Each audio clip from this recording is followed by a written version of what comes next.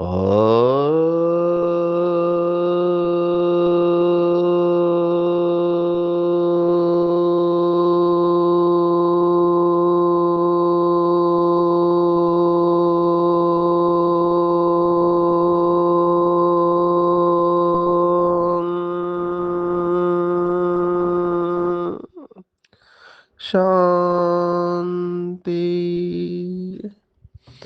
आज 6 अगस्त 2025 भारत में बुधवार है। Today 6 August 2025 and it's Wednesday in Bharat. आज की मुरली का जादुई रहस्य स्वयं को प्रेरणा देने के लिए magical secrets of today's Murli for motivating the self. आज की साकार मुरली त्रिमूर्ति बाप के 3 शब्दों के ऊपर हम जा सकते हैं। जब कोई बात बार बार आती है, माना 2 बार, तो वो इम्पोर्टेंट होती है। और भगवान कोई बात अगर 2 बार एक ही मुरली में कहता है, तब ये समझ में आना चाहिए कि बाबा उसके ऊपर जोर दे के कह रहा है। बाबा चाहता है कि ये बात आपके अंदर आ जाए। तो त्रिमूर्ति बाप को 3 शब्द बहुत पसंद है। और आज के मुरली के 3 शब्द है, अंग्रेजी के शब्द है। ये मुरली याद रह जाती है, कई मुरलियाँ, क्योंकि बाबा ने ऐसे शब्द इस्तेमाल किए होते हैं तो उन्हें भूलना मुश्किल होता है। कई बार ऐसे फीलिंग आती है जिसको देजावू कहते हैं अंग्रेजी में। देजावू का मतलब क्या है? तो देजावू माना पैरासाइकोलॉजी में, परा मनोविज्ञान में ये शब्द इस्तेमाल किया जाता है कि आप कोई भी बात को पहली बार सुनते हैं तो आपको ऐसे लगता है इसको कई बार सुना हुआ है। तो इस मुरली का देजावू शब्द है स्वीट, स्वीटर एंड स्वीटेस्ट। जैसे स्कूल में, अभी हमको पता नहीं अभी ये सर्टिफिकेट पे लिखते हैं या नहीं लिखते, हमारे वक्त लिखते थे गुड, बेटर एंड बेस्ट। तो स्वीट, स्वीटर एंड स्वीटेस्ट, ये 3 शब्द है। मीठा, थोड़ा ज्यादा मीठा और बहुत मीठा। तो ये 3 शब्द बाबा ने 2 बार इस्तेमाल किए हैं। तो बाबा आज कहते हैं जैसे मैं अति स्वीट हूँ वैसे बच्चों को भी स्वीट बना देता हूँ। स्वीट माना मीठा स्वभाव वाला। और सबसे मीठे बाबा ने कहा देवताएं हैं। और हम बाबा के बच्चे अभी स्वीट बनने का पुरुषार्थ कर रहे हैं। अभी स्वीट का डेफिनेशन भी बाबा ने कहा। आज बाबा ने कहा शहद और चीनी मीठी होती है, लेकिन स्वीट बच्चे माना क्या, मीठे बच्चे माना क्या? तो जो बहुतों का कल्याण करते हैं, जिनमें कोई शैतानी ख्यालात नहीं है, वही स्वीट है। अभी ये शैतानी ख्यालात शब्द को विस्तार में लेके जाना चाहिए। शैतान उर्दू में कहते हैं, यहाँ पर रावण कहते हैं। रावण के ख्यालात नहीं है, मतलब निगेटिव थॉट नहीं है, दूसरों को दुख देने के संकल्प नहीं है। वही स्वीट है, उन्हें ही ऊंच पद प्राप्त होता है, उनकी ही फिर पूजा होती है। एक एक शब्द कितना इम्पोर्टेंट है। आप जैसे अटेंशन बढ़ता जाएगा, मैं देख रहा हूँ अपने अंदर भी एक एक शब्द के ऊपर अटक रहा हूं मैं। माना उस शब्द को लेकर सोचना चालू होता है। अभी जैसे ही ये शब्द आया कि जो स्वीट होते हैं वही उच्च पद प्राप्त करते, उनकी ही पूजा होती है। तो जैसे ही पूजा होती है शब्द आया, तो दूसरा शब्द भी मुझे कुछ दिन पहले की मुरली का आया कि सभी की पूजा नहीं होती है। बाबा के बच्चे 2 कैटेगरी में है। एक, जिनकी महिमा होती है पर पूजा नहीं होती है। देखो बाबा ने कुछ दिन पहले वरदान में बताया था, क्या बताया था कि जो दिमाग से सेवा करते हैं उनकी महिमा होती है, दिल से करने वालों की पूजा होती है। तो दिल से सेवा करने के ऊपर बाबा ने बहुत जोर दिया हुआ था। एक है दिमाग से सेवा करने वाले, एक दिल से सेवा करने वाले।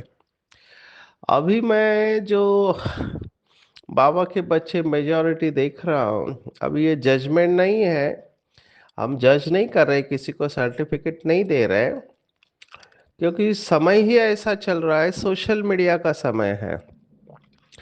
माना आप जो कुछ भी करते हो आपको सोशल मीडिया पे डालना ही है, न्यूज़ में डालना ही है। अभी सेवा के हिसाब से आप ये करते हो, बहुत अच्छी बात है कि सभी को पता चले बाबा की इतनी अच्छी सेवा हो रही है। लेकिन अगर उसके पीछे सूक्ष्म में ये भाव है कि मुझे नाम मान शान मिले, तब आप कहीं और किसी और दिशा में जा रहे होते हैं। और कई लोग इसमें कंपटीशन मोड में आ जाते हैं। वो ये समझते नहीं है कि ये सब करते वक्त हम अपनी ज्ञान स्वरूप अवस्था से नीचे आ जाएंगे। और भक्ति मार्ग में और ज्ञान मार्ग में दोनों जगह पे बाबा ने ये कहा हुआ है कि गुप्त दान महापुण्य होता है। ज्यादा आगे आने के लिए अच्छी बात है, पुरुषार्थ करते हैं, लेकिन ज्यादा डिस्प्ले नहीं होना चाहिए। 2 दिन से बहुत खांसी हो रही है। अभी लोगों का भाव अच्छा होता है इधर। वास्को वास्को शहर में गोवा के प्रोग्राम था पोर्ट ट्रस्ट में। तो वो सोचते गेस्ट आ रहे तो हम स्प्रे मारे, अभी कई बहुत उमंग उत्साह में बहुत स्प्रे मार दिया, तो वो नाक के अंदर जाके एलर्जिक रिएक्शन चालू हो गया। तो अभी 2 दिन से बहुत शरीर के अंदर चेंजेस आ रहे हैं। तो बीच बीच में खांसी है, कल रात भर सोए नहीं। अभी रिकॉर्ड इसलिए कर रहे हैं क्योंकि 2 दिन बहुत प्रोग्राम है गोवा में। तो पूजा के ऊपर मैं बोल रहा था कि बाबा के सभी बच्चों की पूजा नहीं होती है, गायन जरूर होता है। तो बाबा 2 शब्द इस्तेमाल करते, गायन और पूजन लायक। तो जो बहुत स्वीट बनते हैं, बहुतों का कल्याण करते हैं, उनकी ही पूजा होती है। पूजा हमेशा पवित्रता की होती है। यहाँ पे मैं थोड़ा फर्क करना चाहूंगा, भाषण करने वाले और दुआएं कमाने वाले। भाषण करने वालों की महिमा डेफिनेटली होगी, क्योंकि वो ऐसा भाषण करते हैं जिससे सामने वाले अल्पकाल के लिए खड़े हो जाते हैं। लेकिन वो सदा काल का परिवर्तन हो ये जरूरी नहीं है। सदा काल का परिवर्तन जो बाबा कहता है कि बच्चों के ज्ञान रूपी तीर में याद का जोहर होना चाहिए। माना वो तीर तभी लगेगा जब हमारे अंदर योग की शक्ति हो। अब ये भी इतना ही इम्पोर्टेंट है कि जब तक योग नहीं आप स्वीट बन ही नहीं सकते। स्वीट माना मीठा बोलना नहीं है। महाराष्ट्र में एक सरनेम है, सरनेम माना अटक, जो भी आप कहते हो। तो वो नाम है गोड़ बोले। अभी मीठा को गोड़ बोला जाता है इधर महाराष्ट्र में। गोड़ बोले माना जो हमेशा मीठा बोलने वाले।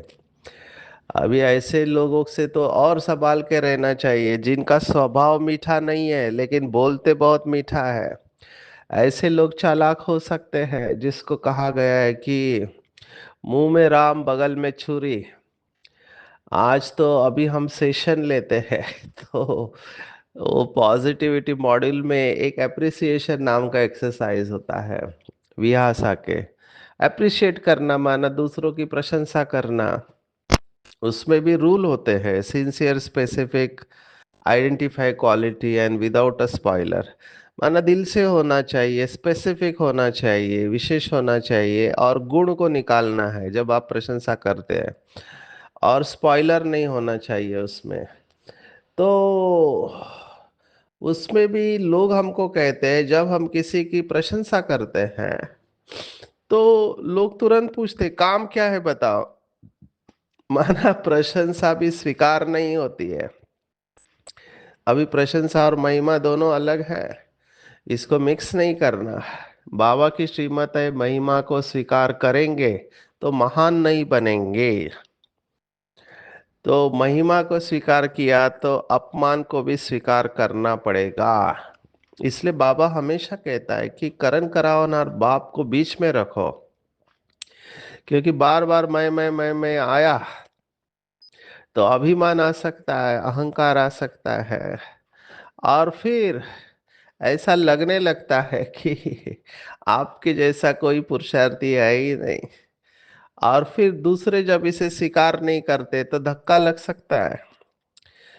तो इसके बारे में बहुत अच्छी तरह से चिंतन करना चाहिए कि स्वीट मतलब क्या। स्वीट मतलब मीठा बोलना, ये स्वीट नहीं हुआ।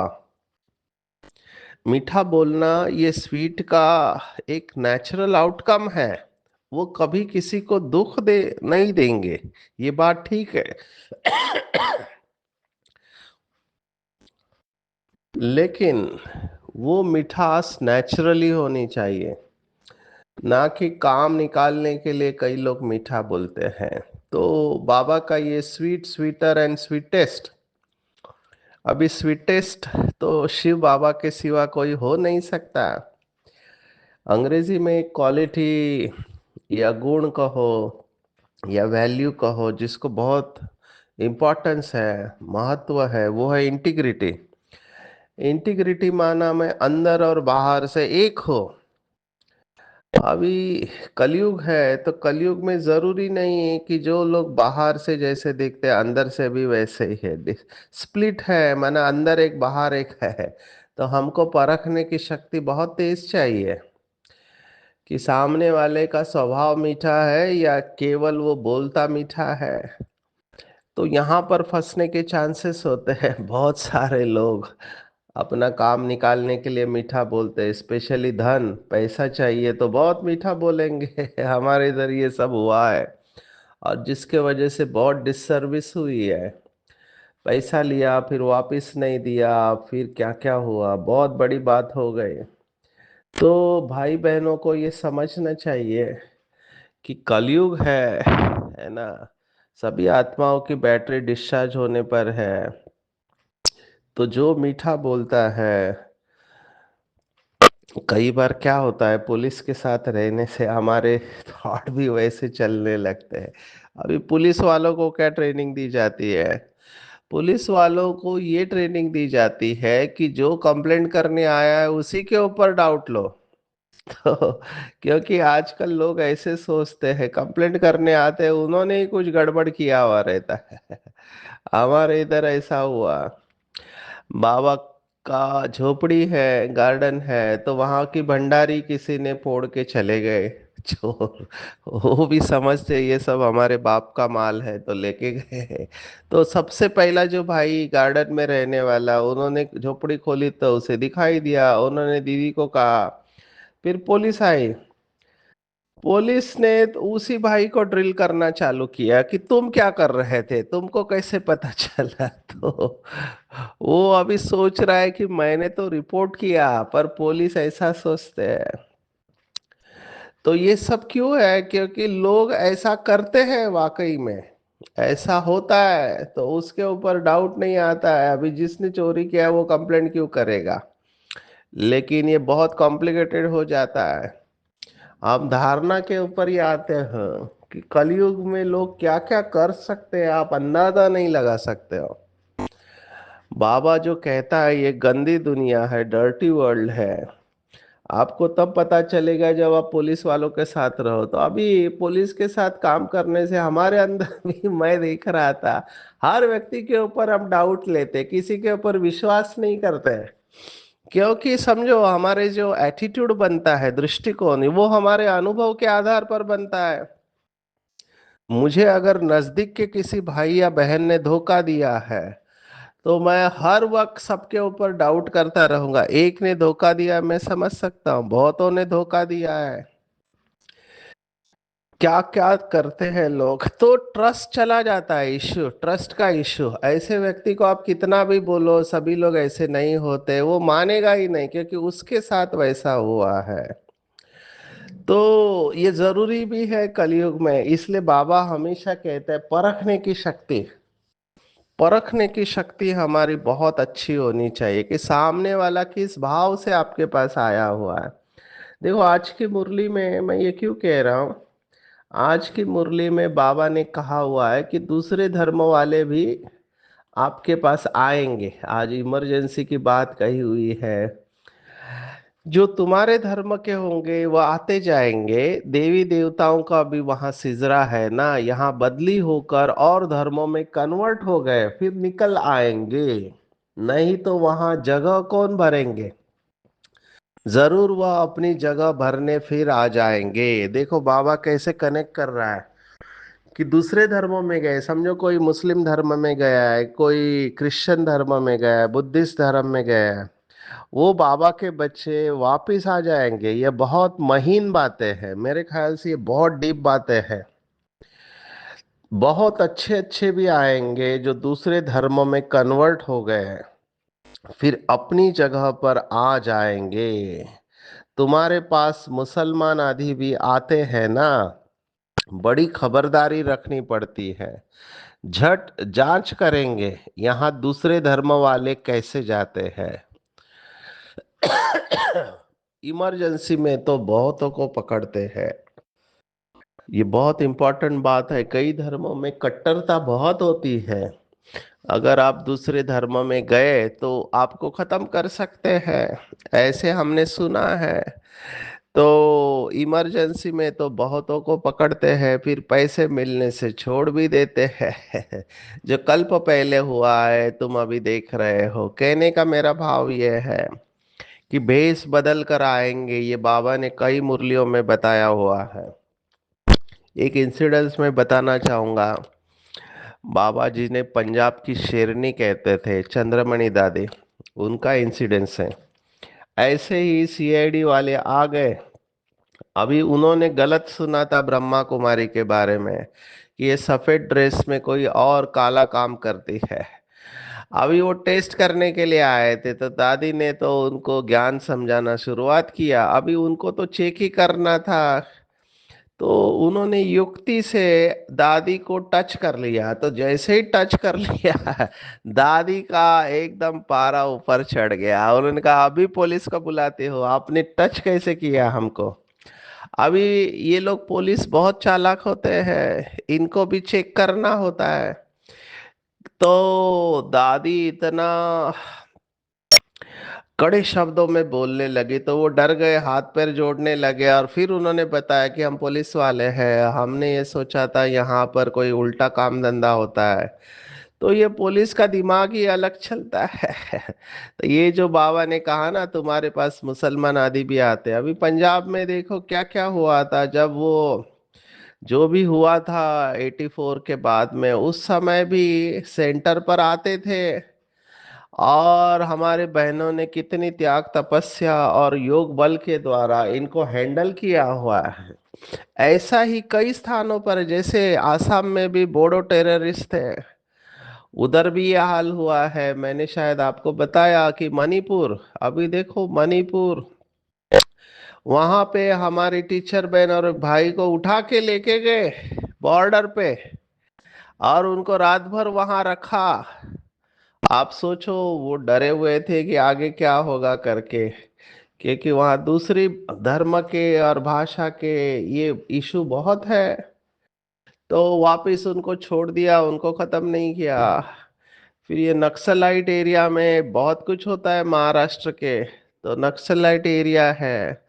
ये सब मैं इसलिए बता रहा हूँ कि ये सब घुस सकते हैं, लॉ एंड ऑर्डर की सिचुएशन आ सकती है। अभी नक्सलाइट वाले अभी तो काफी कम हो गया, ऐसे मुझे वहां के लोगों ने बताया। जो महाराष्ट्र में गढ़चिरौली डिस्ट्रिक्ट है, वहां पे भाई ने अभी मिले थे हमको, तो उन्होंने बताया कि अभी पहले से काफी कम है। लेकिन एक इंसिडेंस मैंने सुना था कि वो गीता पाठशाला मुरली क्लास चल रहा है, अभी उनको डाउट आया कि इस आत्मा ने पुलिस के साथ मिली हुई है, तो उसको बाहर बुला के शूट कर दिया। तो हमको बाबा का ये शब्द तब समझ में आता है जब हम इमरजेंसी में गए हुए हैं। बड़ी खबरदारी रखनी पड़ती है, झट जांच करेंगे यहाँ दूसरे धर्म वाले कैसे जाते हैं। बहुत सारी बातें यज्ञ की हिस्ट्री में हुई है। ये तो कुछ बातें जो मुझे पता थी आपको बता दिया। अभी पश्चिम बंगाल में जो हो रहा है, जम्मू कश्मीर में जो हो रहा है ना। सोचो वहां पे बाबा के बच्चे कैसे अपनी साधना को करते होंगे, कैसे अपनी तपस्या को। तो इनको बाबा की मदद जरूर है। जो शास्त्रों में गायन है कि बिल्ली के पुंगरे आग में भी सुरक्षित रहे। तो ये बाबा के बच्चे कमाल करने वाले हैं, पर यहाँ पर हमको परखने की शक्ति बहुत तेज चाहिए। मैं तो इस मुरली के सहारे सभी टीचर्स भाई बहनों को कह रहा हूँ जो समर्पित है, कभी भी किसी के ऊपर विश्वास करना बाहर के, उसके लिए आपकी परखने की शक्ति बहुत पावरफुल चाहिए। किसी भी बातों में आना ही नहीं है। अभी देखो मधुबन में हमने सुना एक जज करके आ गया। अभी जज बोलते ही बड़ी पोस्ट है। अभी उसको खाना खिला रहे, उसकी आवभगत कर रहे। एक व्यक्ति को डाउट आया कि ये ऐसा कैसे हो सकता है। उसने फिर इंक्वायरी किया कौन से कोर्ट वगैरह। तो इनकॉग्निटो इंक्वायरी करने के बाद पता चला कि ये झूठा है, फरे भी है। तो ऐसे भी घुस जाते हैं। तो ये सब बातें मैं आपको इसलिए बता रहा हूँ, ये सब स्वीट से निकल रही है। जो मीठा बोलते हैं जरूरी नहीं अंदर से वैसे ही हो। इसलिए परखने की शक्ति, परखना और निर्णय करना, ये व्यवहार और परमार्थ दोनों में हमको सफलता दिलाती है। जितना समय मिले एकांत में जाकर याद की यात्रा करो। जब मंजिल पर पहुंच जाएंगे तो यात्रा पूरी हो जाएगी। अभी दो शब्द है देखो जहां मैं अटक गया, यात्रा और मंजिल। मैं तो खुशी के ऊपर सेशन लेता हूँ, उसमें मैं ये दो शब्दों का इस्तेमाल करता हूँ। यात्रा एंड मंजिल, डेस्टिनेशन एंड जर्नी। तो मैं हमेशा कहता हूँ अंग्रेजी में कि life is a journey, happiness is along the path, not at the end of destination. तो यात्रा का आनंद लो। कई बार मैं देखता हूँ कई भाई बहनें ऊंच पद के प्रति बहुत कॉन्शियस हो जाते हैं। ऊंच पद, माला में आना है, माला में आना है, और जिसको बाबा कहता है अटेंशन का टेंशन ले लेते हैं। ऐसा भी नहीं होना चाहिए, ये चिंता के स्वभाव में चला जाता है। सब कुछ नेचुरल होना चाहिए। जितना नेचुरल आप रहेंगे उतना आप अच्छे चलोगे, नेचुरल। तो यात्रा का आनंद लो। मैंने जो अभी सीखा है, जो मेरी समझ इस समय पहुंची है, हर क्षण का आनंद लेना चाहिए। हालांकि मुश्किल है। मैं अभी देख रहा हूँ रात भर सांस लेने में मुश्किलात हो रही है, खांसी आ रही है और एलर्जी है। तो हर क्षण कैसे आनंद ले। मैं बहुत कोशिश कर रहा हूँ लेकिन कफ कंटिन्यूस आ रहा है। ऐसे समय पर मैं अपनी चेकिंग कर रहा था कि स्टेट ऑफ माइंड मेरी क्या है। क्या मैं डिस्टर्ब हूँ, परेशान हूँ, बॉडी दर्द कर रहा है। जबकि डॉक्टर हूँ, सब दवाइयाँ पता है, पर हम स्टेप बाय स्टेप जाते हैं। फर्स्ट ध्यान में रखते हैं हमारा नेचुरल इम्यूनिटी, प्रतिकार शक्ति टेक ओवर करे। लेकिन फिर प्रोग्राम होते हैं, बट्टियां होती है। अभी प्रोग्राम कार्ड बढ़ चुका है, लोग आने वाले हैं, लोगों की अपेक्षा रहती है, तो फिर हम थोड़ा बाईपास कर लेते हैं। गोलियां ले लेते हैं ऐसे सिचुएशन में क्विक रिकवरी के लिए। लेकिन मेरा कहने का भाव ये है, at any given point of time, मैंने पहले एक कॉन्सेप्ट बताई थी जिसके वजह से काफी लोग स्टेबल हो गए। उसको टाइम जोन कॉन्सेप्ट कहते हैं। टाइम जोन माना हर एक आत्मा का अपना टाइम जोन होता है। मम्मा और बाबा का टाइम जोन था तब दादिया स्टेज पर नहीं थी। जब मम्मा बाबा चले गए, दादिया स्टेज पर आ गए, तो दादिया अपने टाइम जोन में आ गई। जब दादिया स्टेज पर थी, दीदी दादी माना प्रकाशमणि दादी मन में, तब बाकी लोग का टाइम जोन नहीं था, बैकग्राउंड में थे। अभी दादिया चली गई है मेजॉरिटी, तो हमारी जो दीदियां थी वो अभी दादियों के स्टेज पर पहुंच गई है, उनका टाइम जोन आ गया है। कुछ ऐसे ही होता है पूरे ड्रामा में। जब लक्ष्मी नारायण फर्स्ट आएगा, बाकी सब बैकग्राउंड में रहेंगे, वो स्टेज पर रहेंगे। लक्ष्मी नारायण की 8 गद्दियां चलने के बाद राम सीता स्टेज पर आ जाएगा, उनका टाइम जोन होगा, उनका टाइम जोन खत्म हो गया, फिर इब्राहिम अपने टाइम जोन में आएगा, बुद्धा आएगा, महावीर आएगा, क्राइस्ट आएंगे। ये सब अपने टाइम जोन में आने लगेंगे। आदि शंकराचार्य, मोहम्मद पैगंबर साहब, गुरु नानक देव जी, ये सब अपने टाइम जोन पर आएंगे। तो हम भी बाबा के बच्चे, ये जो बाबा पूर कहता है, पहला पूर, दूसरा पूर, तीसरा पूर, चौथा पूर आया, तो सब अपने अपने टाइम जोन पर तपस्या कराएंगे। शुरुआत में मम्मा बाबा ने तपस्या कराई थी। उस समय देखो मम्मा बाबा को कुछ पता नहीं था, क्योंकि ट्रांस में नहीं जाते थे। तो एक बहन जाती थी ट्रांस में, उसे उसके द्वारा बहुत सारे राज खोले। उनको पीयू की मुरली कहते थे। अभी उसके बाद फिर बाकी लोगों का ट्रांस का पार्ट खुला। तो टाइम जोन की बात जब समझ लेते हैं तब पता चलता है कि मुझे रेस्पेक्ट करना चाहिए हर एक के पार्ट को। तो कहने का भाव मेरा ये है कि रेस्पेक्ट योर पार्ट। यात्रा का आनंद लो, हर क्षण जर्नी को सफल करो। देखो वर्तमान में जीना, इस समय मैंने बताया माइंडफुलनेस मेडिटेशन बहुत प्रचलन में है। वर्तमान में रहो, वर्तमान को श्रेष्ठ बनाओ, तो आपका पास्ट और फ्यूचर दोनों श्रेष्ठ होने वाला है। वर्तमान को आपने अच्छा किया तो थोड़ी देर में वो वर्तमान पास्ट होने वाला है, और वर्तमान को अच्छा किया तो भविष्य ऑटोमेटिकली अच्छा होना है।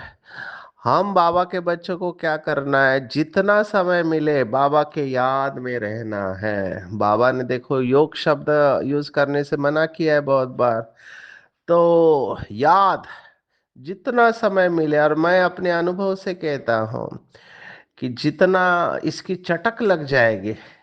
जैसे कई लोगों को खाने पे कंट्रोल नहीं होता है, उनको मीठा खाने का दिल करता है, चाय कॉफी पीने का दिल करता है, तो चटक लग जाती है तो बार बार उसे खाते हैं, क्योंकि उससे किक मिलती है, डोपामिन निकलता है, और भी केमिकल्स निकलते हैं ब्रेन में।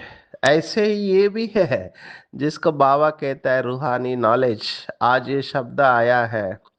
बाबा ने कितने बार कहा, भक्ति मार्ग में देखो नाम साधना को बड़ी साधना समझते हैं, नाम लो भगवान का। भक्ति मार्ग में यही है, राम राम राम राम कहते रहो। बाबा ने कहा ऐसे नहीं कहते कि राम राम कहो कुछ करो, नहीं। बच्चों को समझाया जाता है वर्ल्ड की हिस्ट्री ज्योग्राफी कैसे रिपीट होती है। तो ये एजुकेशन है, स्पिरिचुअल नॉलेज, जो और कहीं भी सिखा नहीं सकते हैं। हमको धंधा दौरी करते समय बाबा को याद करना। आज राखी की भी बात आई है। राखी का त्योहार तो 9 तारीख को है, लेकिन राखी भी फैशनेबल हो गई है। बाबा के बच्चों की राखी अभी फैशनेबल हो गई है। कितनी महंगी, कितनी बड़ी बनाते हैं। क्रिएटिविटी है। आज ब्रह्म ज्ञानियों को भी याद किया है, जो बैठे बैठे शरीर छोड़ देते हैं। बाबा को तो ये वाइब्रेशन आते थे, आप सोचो कितना पावरफुल प्रकंपन होगा। बाबा इसे फील करता था। तो आज की मुरली में टेक होम है। बाबा ने कहा फिक्र नहीं करना है, सेवा में मेहनत करो। अगर कोई नहीं बनता है तो तुम कुछ नहीं कर सकते हैं, क्योंकि जिसका पार्ट होगा वही बाबा के पास आएगा। विशेष वरदान के ऊपर आते हैं। प्रवृत्ति के विस्तार में रहते फरिश्तेपन का साक्षात्कार कराओ, बाबा ने कहा। कौन सा अभ्यास करना है, अभी अभी स्थूल कार्य, अभी अभी अशरीरी हो गए। ये अभ्यास फरिश्तेपन का साक्षात्कार कराएगा। ऊंची स्थिति में रहने से छोटी छोटी बातें व्यक्त भाव के अनुभव होंगे। ऊंचा जाने से नीचापन आपे ही छूट जाएगा। मेहनत से बच जाएंगे, समय भी बचेगा, सेवा भी फास्ट होगी। बुद्धि विशाल इतनी हो जाएंगी, एक समय पर कई कार्य कर सकते। कितनी बड़ी बात बाबा कह रहा है। पर ये कब होगा, तब अभ्यास करेंगे स्थूल और सूक्ष्म। बार बार स्थूल कार्य कर रहे अशरीरी हो गए। ये हमने दादियों से सीखा था, दादियों की ये स्टेज थी। खुशी को कायम रखना है तो हमेशा ज्ञान का घृत रोज आत्मा रूपी दीपक में डालते रहना है। दो पावरफुल कोट है आज के मुरली के। बाबा कहता है बच्चे जो हो जैसे हो मेरे हो, और हम बच्चे दिल से कहते बाबा जो हो वो सब आप ही हो। कितना सुंदर है प्यार का इजहार। हमको बाबा ने श्रेष्ठ भाग्य की लकीर दी है, जितना लंबी खींचना चाहो खींच लो। आज की मुरली में टेक होम है, हमारा रिस्पॉन्सिबल बाबा है। तो हमें चिंता करनी नहीं है, उसने हमें ज्ञान में लाया है तो उसकी जिम्मेवारी है। मुझे सिर्फ उसकी श्रीमत पर चलना है, एकांत में जाकर यात्रा करनी है, तो मंजिल पर पहुंच जाएंगे। जैसे बाप अति स्वीट है, ऐसे हमको भी अति स्वीट बनना है, लेकिन वही वर्ड ऑफ कॉशन, परखने की शक्ति अच्छी होनी चाहिए। मीठा बोलने वाले मीठे हो ये जरूरी नहीं है। जैसे सन्यासी देखो शरीर छोड़ देते हैं, ऐसे हमको बाबा की याद में अशरीरी बन जाना है, अनेकों का कल्याण करना है। अभी अभी स्थूल कार्य, अभी अभी अशरीरी हो गए, तो सब बातें छोटी दिखाई देगी। मेहनत से बच जाएंगे, एक समय पर कई कार्य कर सकते हैं। आत्मा रूपी दीपक में ज्ञान का घृत रोज डालना है। बाबा से कहना जो हो वो सब आप ही हो, आप ही मेरा संसार हो।